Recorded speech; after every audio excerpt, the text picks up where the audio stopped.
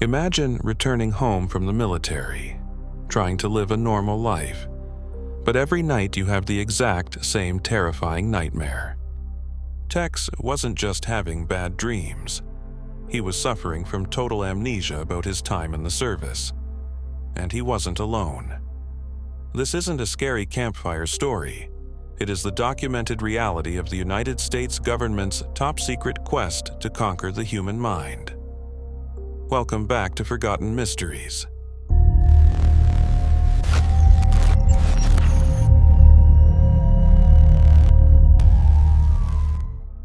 Today, we are descending into the darkest rabbit hole of the Cold War. We are going to uncover the invisible warfare and the secret experiments. To understand how we got here, we have to go back to the late 1940s. The Cold War had just begun, and the United States was absolutely terrified of the Soviet Union. But they weren't just afraid of nuclear bombs. They were afraid of something invisible. They were terrified of brainwashing. In 1949, a fierce anti-communist named Cardinal Joseph Mindszenty went on trial in Eastern Europe. To the shock of the world, he delivered a completely blank, robotic confession to crimes he didn't commit. Western intelligence agencies panicked. They firmly believed he had been chemically and hypnotically brainwashed. Afraid that the Soviets had mastered mind control, the CIA decided they needed to figure it out first. On April 13, 1953, CIA Director Allen Dulles officially authorized Project MKUltra. The goal? To study how biological and chemical materials could alter human behavior. But this wasn't happening in a safe, standard laboratory. Enter Sidney Gottlieb, the CIA's chief chemist. Gottlieb believed a powerful new hallucinogen called LSD was the key to unlocking the brain. In 1955, the CIA launched Operation Midnight Climax. They set up secret safe houses in major cities like New York and San Francisco. Federal agents hired prostitutes to lure totally unaware men from local bars back to these apartments. Once there, the men's drinks were secretly spiked with LSD. CIA officers sat safely behind two-way mirrors, sipping martinis and taking notes as innocent American citizens suffered massive, unpredictable hallucinations. The government was officially treating its own people like lab rats, and it was only going to get worse. Giving people secret drug trips was just the surface of the rabbit hole. The CIA didn't just want to confuse people. They wanted to know if they could completely erase a person's identity and build a new one from scratch. To do this, the CIA secretly sent money to a prominent psychiatrist in Canada named Dr. Ewen Cameron. He worked at McGill University's Allen Memorial Institute. Dr. Cameron had invented a brutal process he called depatterning. Patients would come to Dr. Cameron for mild issues, like normal anxiety or sadness after having a baby. Instead of talking to them, he subjected them to absolute horrors. He would put patients into drug-induced comas that lasted for months. Then, he would use massive amounts of electroshock therapy, far beyond normal medical limits, to completely wipe out their memories. Once their minds were blank slates, Cameron used something he called psychic driving. He placed speakers under the patient's pillows and played looped audio messages over and over again, for weeks on end. He was trying to rewrite their brains. By 1963, the CIA had gathered all this terrifying research and put it into a guidebook called the Kubark Counterintelligence Interrogation Manual. It taught interrogators exactly how to break a human being using sensory deprivation and isolation. They called it the DDD syndrome: debility, dependency, and dread. If you can erase a mind, a terrifying question naturally follows. Can you program someone to kill on command and then make them forget they ever did it? In 1958, an author named Richard Condon wrote a famous novel called The Manchurian Candidate. It was about an American soldier who was brainwashed in exactly 9 days to become an assassin. His secret trigger to kill was seeing the Queen of Diamonds playing card. Most people thought this was just a great fiction story, but investigative journalist Walter Boert later discovered that Condon's book mirrored highly classified, real-world government mind control research. The government knew programmed crimes were possible. In 1951, a man in Denmark robbed a bank and shot 2 people simply because his former cellmate had deeply hypnotized him to do it.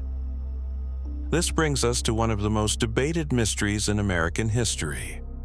In 1968, Senator Robert F. Kennedy was assassinated by a man named Sirhan Sirhan. But when psychologists examined Sirhan, they noticed he acted like he was in a trance. He claimed to have total amnesia about pulling the trigger.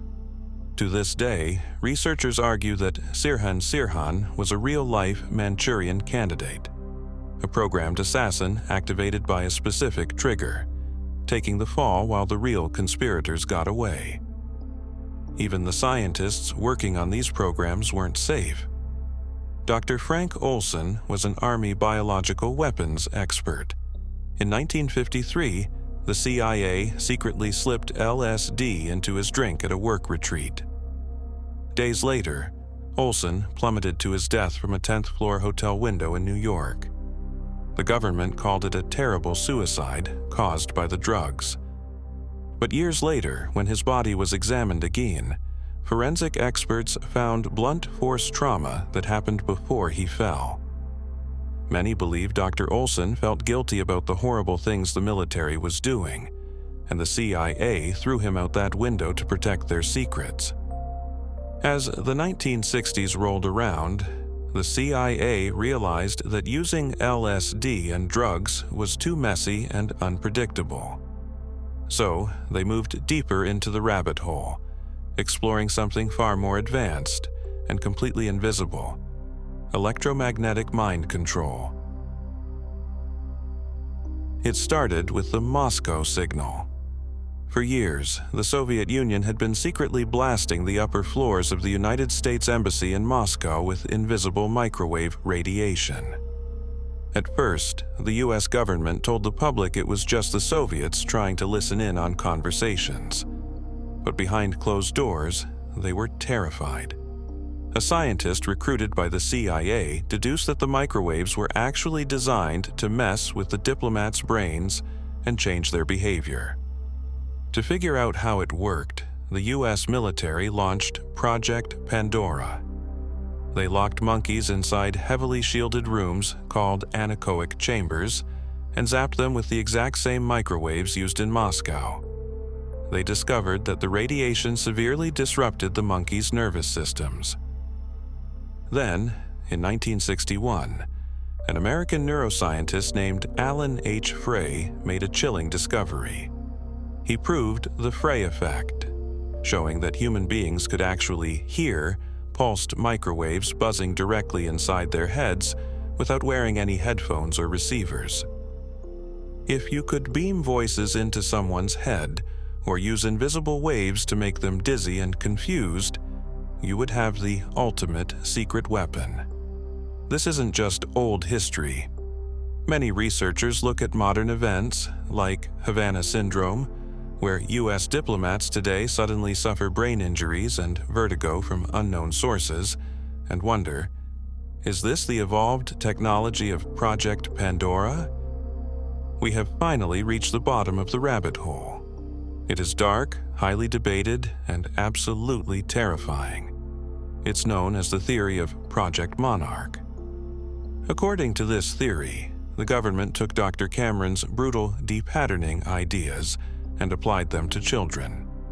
The theory claims that a secret network used extreme trauma and abuse to intentionally force victims to develop dissociative identity disorder.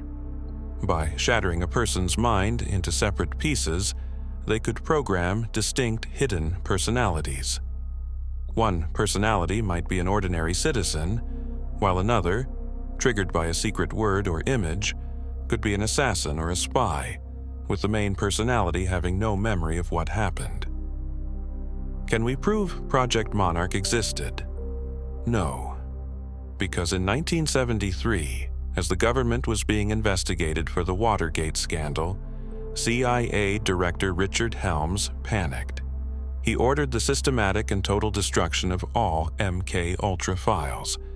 He wanted to permanently erase what they had done. But someone made a mistake. In 1977, a stash of about 8,000 financial records was accidentally discovered. Because they were accounting documents, they showed exactly where the money went. It proved the CIA had funded 149 distinct mind control projects across 80 different hospitals, universities, and prisons. When journalist Walter Bauert began investigating this, he realized it wasn't just a few rogue scientists making mistakes. He discovered what he called the cryptocracy, a massive, secret government made up of intelligence agencies, military branches, and corporations, all operating entirely outside of the law. Bauert placed an ad in a magazine called Soldier of Fortune, asking if any veterans had experienced memory loss. He was shocked to receive over 100 replies from men who felt their minds had been tampered with. It proved that the government had actively developed psychoweapons to wage an invisible war upon the human mind. The files may have been burned. The official programs may have been shut down. But as technology advances into the age of algorithms and digital surveillance, we have to ask ourselves, did the cryptocracy ever really stop experimenting on us? Thanks for watching Forgotten Mysteries. If you survived the descent down this rabbit hole, hit the like button, subscribe, and let me know in the comments. Do you think mind control technology is still being used today? Stay curious and stay vigilant.